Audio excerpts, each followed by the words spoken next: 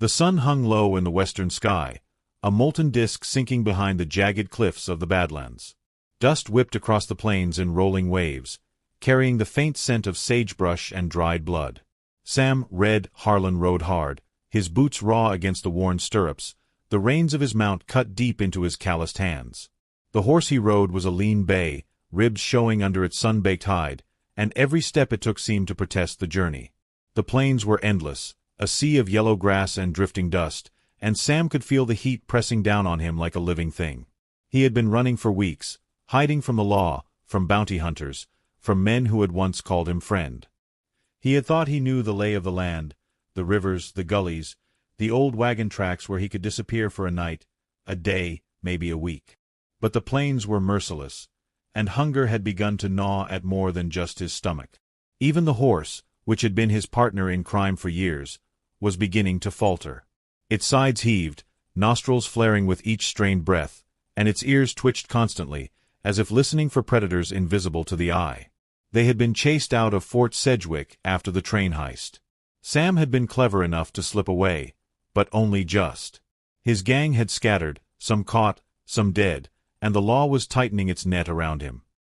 He had hoped to find sanctuary in the hills east of the river, where a farm he had once known lay hidden behind the folds of the landscape. It had been years since he had seen it, but memory was a stubborn thing, and sometimes memories refused to die, just as people refused to stay buried in the past. A movement caught his eye, something small, slow, and deliberate. Squinting through the haze, Sam realized it was a horse, leaner than any he had seen, almost skeletal, with a dull coat matted with dust and sweat. It limped toward him, its gait uneven, head low to the ground as if it had carried the weight of the world for years. Sam nudged his mount closer. "Well, ain't you a sorry sight?" he muttered, voice rough and dry from the wind. The horse paused, watching him with dark, intelligent eyes, and then, as though deciding something in its mind, it started moving in the same direction he was heading. No reins, no urging, just a shared understanding, the kind that could only exist between desperate creatures. Sam shook his head, a grin splitting his sunburned face. "You're following me, huh? Ain't no one else out here for miles. You got a good sense of trouble, I reckon." The horse picked up pace slightly, limping but steady, and Sam felt a strange kinship with it. Both of them were running from something. Both of them were haunted by the past. The sun sank further, painting the plains with fire and shadow, and the wind carried the faint scent of crops, of wet earth, of life. Sam squinted toward the horizon, recognizing shapes in the distance. Low fences, a barn roof, and the flicker of a lantern swinging gently in the night breeze. Relief, bitter and sweet, coiled in his chest. He hadn't expected salvation, not after the months of running, not after all the blood spilled and promises broken. But here it was, a farm alive in the middle of a desert of dust and despair, and it carried with it echoes of the life he had left behind. As he drew closer, the horse slowed, limping ahead to the gate like a guide, urging him on without words. Sam's heart thudded painfully in his chest. He knew this place. He had grown up on this land, ridden through the fields as a boy, worked alongside men and women whose names still lingered like ghosts on the wind. He had left it behind when greed and desperation drove him to outlaw life, leaving behind family, friends, and promises of a life that could have been. And now, after years of wandering the plains with nothing but dust and blood, he was here again, led by a horse that had no reason to care about him yet seemed to know he belonged. The lantern's glow revealed more details: a rickety barn, a small house with smoke curling from the chimney, and the neat rows of crops stretching toward the horizon.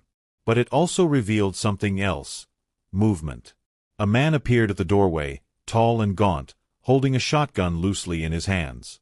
Sam froze. The man's eyes narrowed, and for a heartbeat, the past collided violently with the present. "Who's there?" the man called, voice firm but not unkind. Sam raised his hand slowly, calling to the horse to stop. "It's me, Sam Harlan, from years back." His voice sounded wrong even to him, hoarse, unsteady, like it belonged to someone else entirely. The man's eyes widened, recognition sparking briefly before hardening again. "Sam, his words died, swallowed by the wind, and Sam could see the tightness in the man's shoulders. He remembered this man, a farmhand once loyal, a friend once trusted. Time had changed them both, but some things, it seemed, refused to fade. The horse shifted nervously, lowing softly, and Sam felt a pang of guilt. He had run, abandoned everything, and now he was back, bringing with him only questions, memories, and the shadow of a life filled with lawlessness. But the horse, ragged and starved, seemed to forgive, or at least to care not for forgiveness but for purpose. "Come on in," the man finally said, stepping aside but keeping the shotgun ready. "Don't think I know why you're here, but—" His voice trailed off, leaving the thought unspoken. The barn door creaked as Sam led his mount inside. The horse, trembling slightly, began to eat from a trough of fresh oats, and Sam watched, a hollow ache in his chest. For a long while, neither man spoke. The past was heavy, like the dust that settled over the plains, coating every memory in gray. Sam sat on the edge of the porch, watching the stars emerge one by one, and realized that the horse, the starving horse that had followed him across 100 miles of harsh, unforgiving land, had done more than guide him to safety. It had guided him back to himself, to a place he thought he had lost forever. And as he leaned back, letting the night wind cool the sweat and grime, Sam knew that tomorrow he would have to face questions he had run from for years. But for the first time in a long time, there was hope.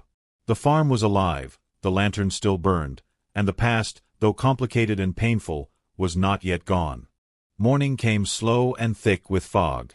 The farm was quiet, except for the low clatter of the horse's hooves on the barn floor and the occasional crowing of a distant rooster. Sam woke with stiff muscles, his body sore from days of riding and nights spent under the open sky. He rubbed his eyes and glanced at the horse, which had eaten its fill and now stood quietly, ears twitching, as if aware that danger still lingered somewhere beyond the fields. The man from the porch, whose name Sam remembered as Tom Baker, was already outside, moving between the rows of crops, checking for frost or pests. Tom's hair had grayed at the temples, and lines etched his face, evidence of hard work and harder decisions. Sam watched him for a long moment, feeling that mix of familiarity and estrangement that comes with seeing someone you knew well after years apart. "You're lucky this horse found you," Tom said finally, noticing Sam on the porch. His voice held no accusation, just a cautious curiosity. "It's been wandering these parts for days. Starving, like you said. Looks like it knows trouble when it sees it." Sam chuckled, a low, humorless sound. "Trouble? That's all I know." He swung his legs over the side of the porch and landed on the ground with a grunt. Dust clung to his boots and coat, remnants of the endless plains. "And it seems trouble knows me too." Tom shook his head slowly, returning to his work in the crops. "You never changed much, did you?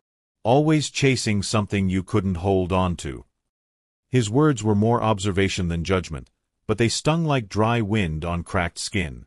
Sam moved closer to the barn, trailing the horse as it nuzzled the fresh hay Tom had spread out. "I didn't know where else to go," he admitted quietly. "The law's on my tail, the gang's gone, and, well, I guess I forgot how to run without getting lost." He paused, glancing up at the horizon, where the fog still clung stubbornly to the plains. "This place. I thought it was gone. That it was just a memory." "Memories have a funny way of hanging around," Tom said, straightening and wiping his hands on a rag. "Even when you try to bury 'em under dust and distance." He looked at Sam with eyes that weighed heavy with unspoken questions. "You're gonna have to tell me why you're here, Sam. And I don't mean some vague excuse. I mean why you really came back." Sam let the silence stretch for a few breaths, letting the horse's soft munching fill the gap. Finally, he spoke. "I ran," he said simply. "I ran from everything I ever cared about and everything I ever did wrong. I thought I could outrun it.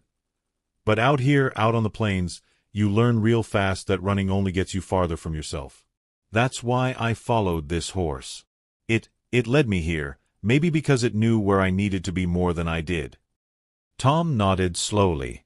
He didn't speak for a long moment, letting the words settle, like seeds dropped on tilled soil. "Funny how life works," he said finally. "Sometimes it takes a starving animal to remind us where we belong." Sam laughed softly, the sound catching in his throat. "Yeah. Never thought I'd be grateful to a horse for guiding me home." He stroked the animal's neck gently. "But I am." The morning passed with quiet labor. Sam helped Tom with the crops, hauling water, repairing fences, and feeding the animals. Every action was simple, ordinary, yet it carried a weight of normalcy he hadn't felt in years. The wind carried the scent of earth and growing things, and for the first time since the heist, he felt like he was part of a world that wasn't just about escape and survival. By midday, they sat on the porch, drinking coffee brewed over a small fire. The horse lay in the shade nearby, finally resting, its breathing slower, calmer. Tom broke the silence. "There's something you need to know," he said, voice low. "About this farm. About why it's still here." Sam leaned forward, curiosity prickling beneath the skin of caution. "What do you mean?" Tom sighed, eyes drifting over the fields. After your folks passed, I stayed. Took over the farm. Tried to keep it alive. Never knew if you'd ever come back, never thought you would. But I kept it going, hoping someday, someone who mattered might return." Sam's throat tightened. The past pressed against him, heavy and insistent. Memories of his family, the warmth of the house, the smell of cornbread baking in the oven, the sound of his mother's laughter, and his father's quiet pride, they all rushed back at once. He had run away from it all, chasing a life of reckless freedom, and yet here it was, alive, waiting. Sam started, but the words stuck. He didn't know how to explain years of running, years of mistakes, the hollow ache of loneliness that had followed him across deserts and plains. He could only nod, letting the wind carry his unspoken apology. Tom placed a hand on his shoulder. "You've got a lot to reckon with, Sam. And the law's still out there, no doubt. But here," he gestured at the farm, the land, the barn, the fields. "Here, you've got a chance. Not just to hide, but to remember who you were. And maybe who you can still be." The horse shifted in the shade, lifting its head as if approving the words, or perhaps simply sensing that its work was done. Sam smiled, a genuine, tentative smile that hadn't touched his face in years. He felt the weight of the plains lift, just slightly, as if the endless dust had finally given way to a path forward. Afternoon brought more visitors, or rather, remnants of the past. A few neighbors from nearby farms came over, cautious at first, seeing the stranger arrive with a ragged horse. But when they recognized Sam, the murmurs of shock and curiosity softened. Some remembered him as a boy, others as the young man who had vanished without a word. They offered nods, small smiles, and cautious words. Sam felt the stirrings of something he hadn't known he missed: community. A world beyond running, hiding, and surviving. Evening fell, and Sam found himself sitting on the porch again, watching the sun dip behind the hills. The horse nuzzled his hand, soft and warm, and he realized that the animal hadn't just guided him to the farm. It had guided him to a place where the past and present could coexist, where the mistakes of yesterday might be balanced by the choices of tomorrow. And yet, the shadows lengthened across the fields, reminding him that the world outside the farm still held danger. The law, the memories of the heist, the men who had once hunted him, they were still out there. But for now, Sam allowed himself a rare, quiet moment of peace. He had come full circle, following a starving horse across the plains to find the life he thought he had lost forever. The night settled over the farm like a soft blanket, and for the first time in a long while, Sam felt the stirring of hope in his chest. He had a horse, a farm, and a past that was still alive. And tomorrow, he would begin the work of reconciling the two. The night was calm, the sky clear and spangled with stars. Sam sat by the barn, the horse resting at his side, and listened to the subtle sounds of the farm. The soft rustle of leaves, the low murmur of cattle in the distance, the creak of the barn as it settled into the cool evening. For the first time in years, he didn't hear the whistle of wind across endless plains or the pounding of hooves chasing him from one danger to the next. Here, the world was quiet, grounded, and alive. Sleep came fitfully, dreams haunted by faces of the past and shadowed figures from the plains. He saw the train heist, the men who had betrayed him, the lawmen who had stalked his steps. But even in the nightmares, the horse was there, leading him, guiding him, a silent guardian through the dust and darkness. Sam woke with the first blush of dawn, stiff and aching, yet strangely lighter than he had felt in years. Breakfast was simple: eggs, bread, and coffee brewed strong over the fire. Tom moved with practiced ease, carrying out tasks that Sam had once done in his youth. Their silence was companionable, filled with the understanding that words were not always needed to convey trust or history. "I think you're ready," Tom said suddenly, breaking the morning quiet. "Ready to see the rest of the farm. See what you left behind, and maybe what you can still save." Sam nodded, swallowing the lump in his throat. The horse nudged him gently, as if sensing the tension, and Sam patted its neck. Together, they followed Tom across the fields. The crops stretched toward the horizon, golden and rippling in the morning breeze. The barn stood solid and well-kept, though the paint was weathered and the wood marked by time. In the distance, a small orchard bore the early fruit of the season, and beyond that, the old farmhouse glimmered in the sunlight, smoke curling lazily from the chimney. "This place, it's still alive," Sam whispered, more to himself than to anyone else. "I thought I'd burned every memory when I left. I thought all of this was gone." Tom placed a hand on his shoulder, firm and grounding. "Life's stubborn. It doesn't always let go of what matters. Even when people leave, even when danger chases them away, the land remembers. It holds on to those who've walked it before." The house door opened, and an elderly woman appeared. Sam's heart leapt. It was Maggie, his childhood neighbor and friend of the family, her hair silver, her face lined with time but her eyes still warm and piercing. "Sam," she said softly, disbelief and recognition warring in her voice. "Is it really you?" Sam swallowed hard, stepping forward. "It's me, Maggie." His voice broke, a mixture of guilt and relief. He had run for years, and yet here she was, a living reminder of everything he had once loved and lost. Maggie stepped closer, her eyes scanning his face, taking in the sunburn, the stubble, the weariness. Then, slowly, she smiled. "You've come back," she said. "After all this time, you've come back." Sam's eyes fell to the ground, and he felt a tear slip down his cheek. "I had nowhere else to go," he admitted. "I thought I could run forever. I thought I could outrun myself. But—" he paused, glancing at the horse, which had quietly followed them to the porch. "This horse, it led me here. I think I was meant to find my way back." The horse nuzzled Maggie's hand tentatively, and she laughed softly. "Well, I'll be. You brought a friend with you." She looked at Sam with gentle reproach. "You could have used a friend long before now." Sam chuckled, bitter but soft. "Yeah, I guess I learned the hard way." The morning passed with reconnections. Sam walked the farm, guided by Tom and Maggie, reacquainting himself with the land he had grown up on. He touched the fence posts, smelled the soil, traced the paths he had once ridden as a boy. Every step brought memories, both painful and sweet. The past was alive here, and it was forgiving, or at least willing to coexist with the present. By afternoon, Sam found himself standing at the edge of the orchard, the horse grazing nearby. He ran his hand over its neck, feeling the warmth and strength beneath the ribs. "You saved me," he murmured, voice low. "Not from the law, not from my enemies, but from myself." The horse flicked its ears, calm and steady, as if it understood every word.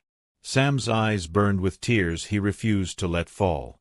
He had been lost, starving for direction, and yet here he was, on a farm where life thrived, where his past was still alive, where he could finally begin to make amends. Evening fell again, painting the sky in bruised purples and fiery reds. Sam sat on the porch, Tom beside him, the horse lying in the barnyard, content and at peace. Conversation flowed easily now, stories of the old days mixing with plans for the future. Sam realized that while the past could not be erased, it could be honored, learned from, and even redeemed. Night came, and with it a cool breeze that carried the scent of earth and growing things. Sam gazed out over the fields, the barn, the farmhouse, and the horse. The plains beyond still held danger, yes, the law, men he had wronged, memories of violence. But here, in this quiet corner of the world, he had found something stronger, a home, a tether to a life worth living, and a reminder that even the most lost souls could be guided back. The horse shifted slightly, lifting its head to nuzzle Sam one last time before settling back down. "You did good," Sam whispered, pressing his forehead against its mane. "We both did good." And as he leaned back, letting the night sky stretch endlessly above him, Sam felt a sense of completeness he hadn't known in years. The plains had tested him, the law had hunted him, the mistakes of the past had threatened to consume him. But here, guided by a starving horse across miles of dust and danger, he had returned. He had returned to life, to memory, to a farm where his past was not gone but alive, waiting, and ready to let him step forward once more. In the silence of the night, broken only by the occasional call of a distant owl, Sam allowed himself to breathe deeply. He had followed a horse across the plains, but what he had truly found was himself. And that, he realized, was worth more than any treasure, more than any freedom bought with blood.